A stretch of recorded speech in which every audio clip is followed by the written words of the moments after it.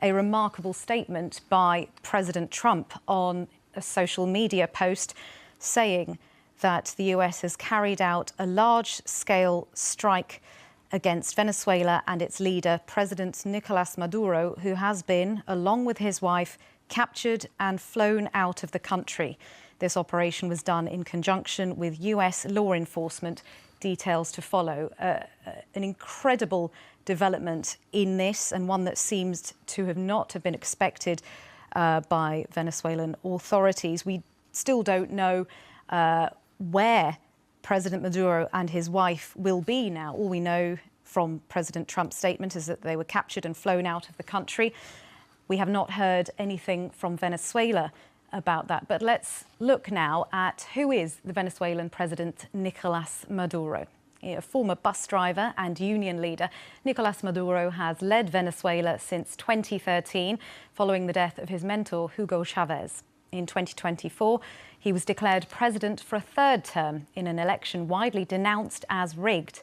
The opposition says its leader won that election by a landslide. Donald Trump blames Maduro for the arrival of hundreds of thousands of Venezuelan migrants into the US. 8 million people are estimated to have fled the country since 2013 due to economic crisis and repression. President Trump has also focused on fighting the influx of drugs into the US. He's alleged that Maduro is himself involved in the drug trade. Maduro denies being a cartel leader and accuses the US of using its war on drugs as an excuse to depose him and to get access to Venezuela's vast oil reserves. Well, with me now is our global affairs reporter, Mimi Swaby. Mimi, incredible turn of events that we have been following this morning. How significant is that latest development, the announcement of President Trump, that President Maduro and his wife have been captured and flown out of the country following this large-scale strike? It's incredibly significant. Many inside and outside Venezuela wouldn't believe it true only a matter of hours, if not days ago.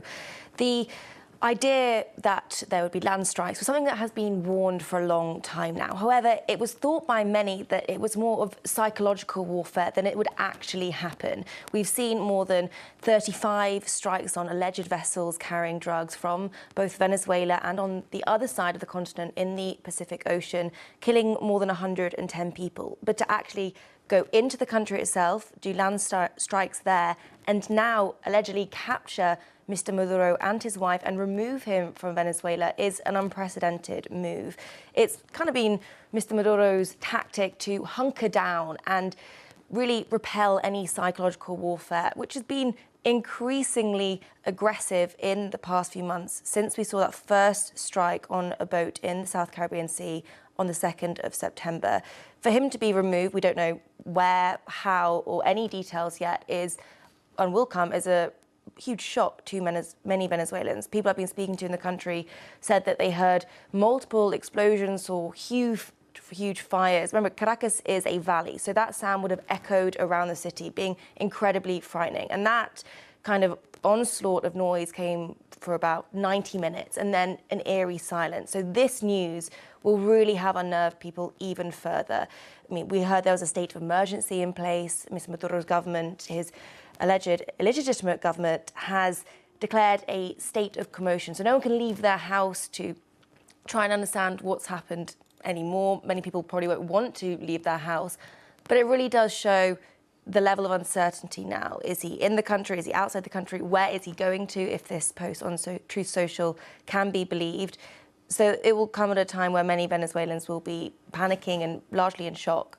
And what happens now? Because tell us a little bit about the power structure in Venezuela. This will, of course, leave a power vacuum in the short term. But what is the structure that would have surrounded President Maduro? I mean, we have heard from the Venezuelan defense minister, Pedrino, saying that some of those US strikes hit civilian areas. That is something that came from the Venezuelan defense minister.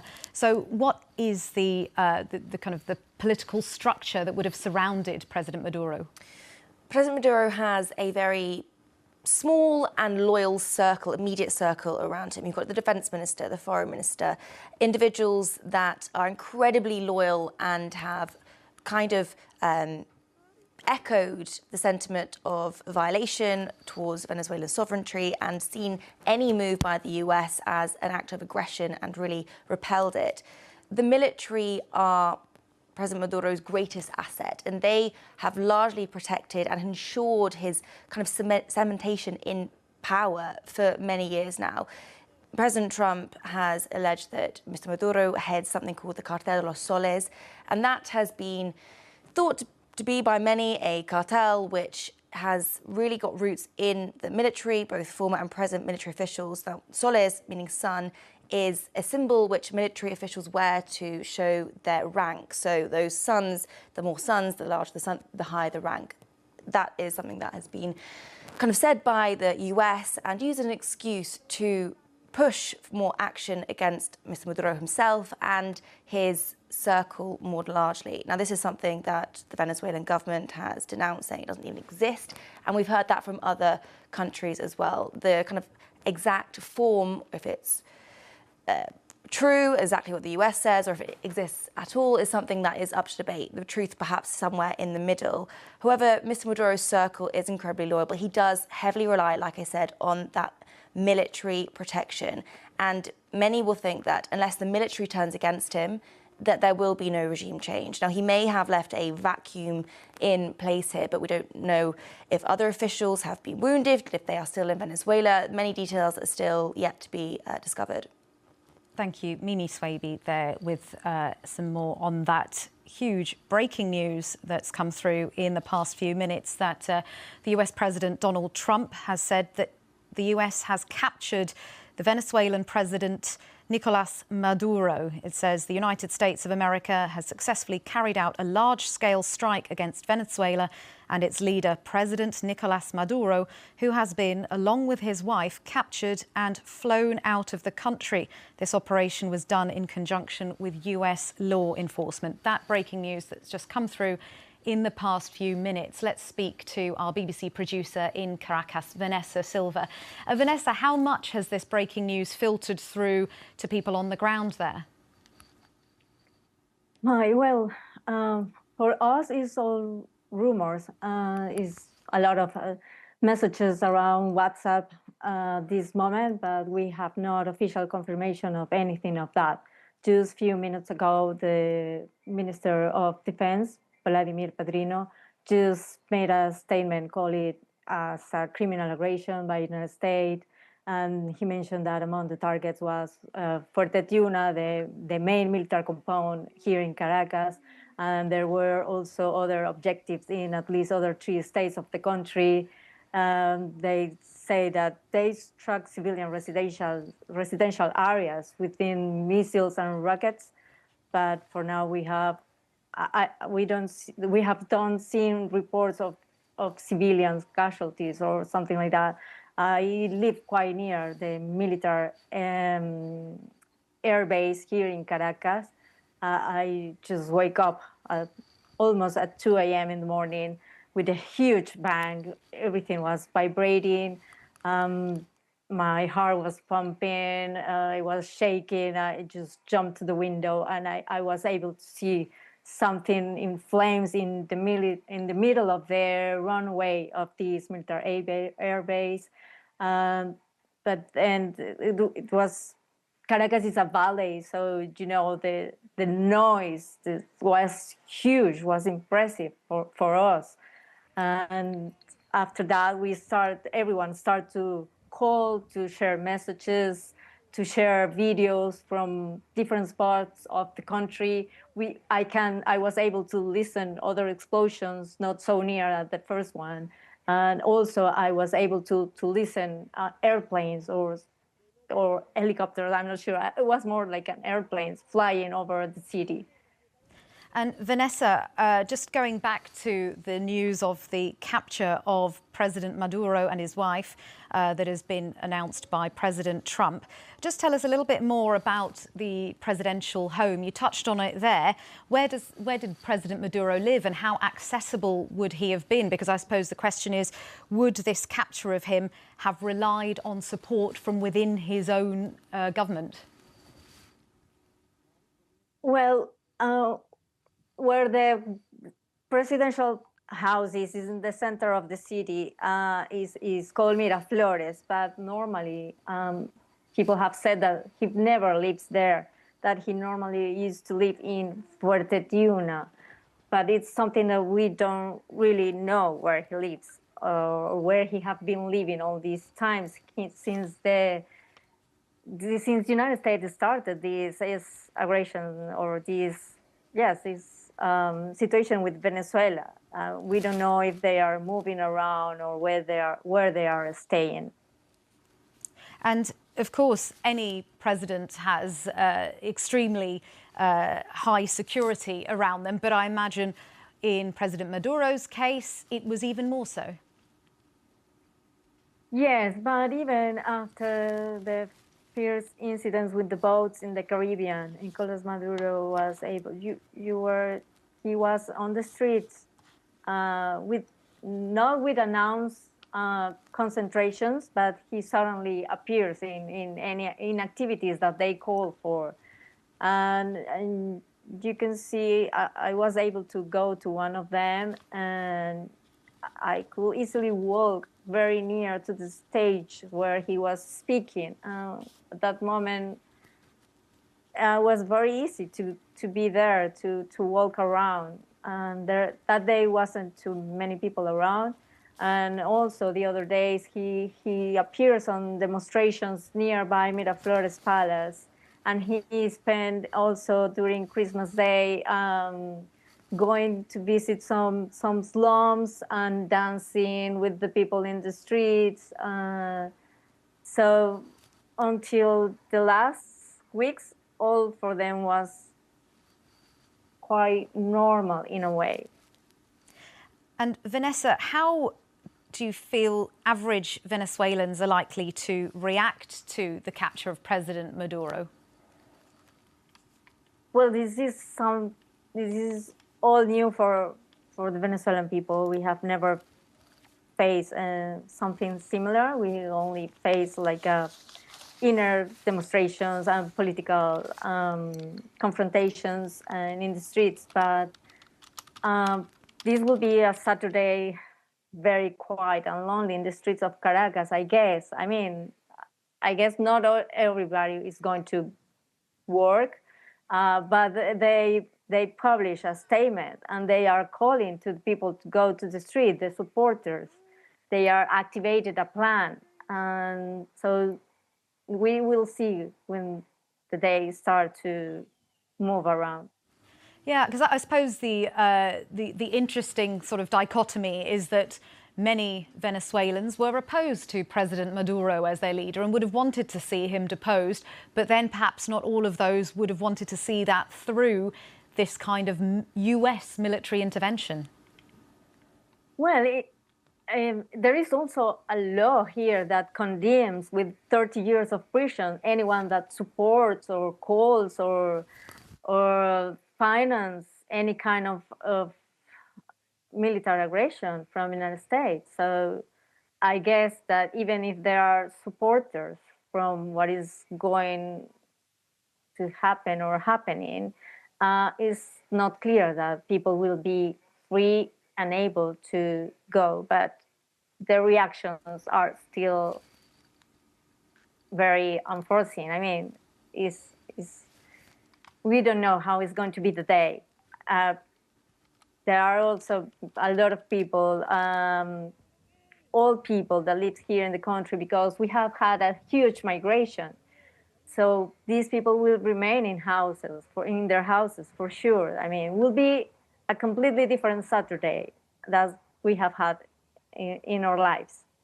Finally, before I let you go, Vanessa, because it's very useful to have a pair of eyes on the ground there, the Venezuelan Defense Minister, Vladimir Pedrino, has said that some of the strikes carried out by the US hit civilian areas. We haven't heard any evidence supporting that, or so we don't know. What we do know is that some of the strikes have included military installations. What do you know about whether or not civilian areas were affected, as the Venezuelan defense minister is claiming? Well, as I mentioned before, the videos that I have seen for now, sharing by people in WhatsApp and the social media, is only military compounds or places. The one that I saw with my eyes nearby my home was something in the middle of the runway of the military air base. Maybe is the runway. Few months ago, it was an anti-aerial aircraft there, but I don't see any airplanes in flames or something like that. I don't see. I didn't saw people running or something like that. At least in this place in nearby my home. I don't know for the Tuna if there were civilian casualties or from relatives of the militaries or I don't know. I haven't seen anything of civilians for now, but we need to wait because it was in many places, not only in Caracas, in other states. So we need to wait and see how this news going to be. And Vanessa, just one more, if I may, about what the situation is for civilians there now, because what we also know is that a state of emergency has been declared by the Venezuelan government, a state of commotion, as they call it. What does that entail? From what we understand, it means that civilians are not allowed outside. Just explain what that means. Well, it's a new is a new designation. I mean, so for us, is a new designation on the law. So that gives special powers to the president, maybe include the suspension of the guarantees, but even during suspension of guarantees, there are guarantees that has to be followed. So maybe they are going to control the movement, and we don't know. I mean, it gives powers to the president to make decisions. So let's see if he appears, if he says something, or if the Minister of Defense has said something. He only said that he supports this announcement of this press release from the government of the commotion state, but we don't know the details exactly at this moment. But might include the suspension of guarantee, free movement. We lived something similar during what we call the Caracazo, which was a breakup of the population in the 80s. And how is that normally conveyed to residents? When you get information like this that are sort of restricting what residents are allowed to do, does it get sent as a letter? Do you get notified through a different means? What sort of notification are residents expecting this morning? Because of course they're all waking up to a new world at the moment. But what we do know is that that state of emergency that has been declared is likely to affect residents. So what sort of means does that get conveyed to them? Normally in these cases, what means is that only media or doctors or essential workers are allowed to move during the city in certain time. We don't know how people are going to react. I mean, maybe it will be people scared trying to buy food, that we haven't seen that, at least in Caracas in these days. I mean, supermarkets were working with normality, also the gasoline supply. So maybe, we don't know. They haven't said exactly that we cannot move from our homes. People will wake up and measure what is going around, maybe go to near supermarkets and check if they're open or closed, or maybe will try to fill their tanks just in case. It is a long day for the Venezuelan people that already started, especially for the people that live in Caracas. So we need to see hour by hour how is this going to be developing and what exactly will be this measure for the society.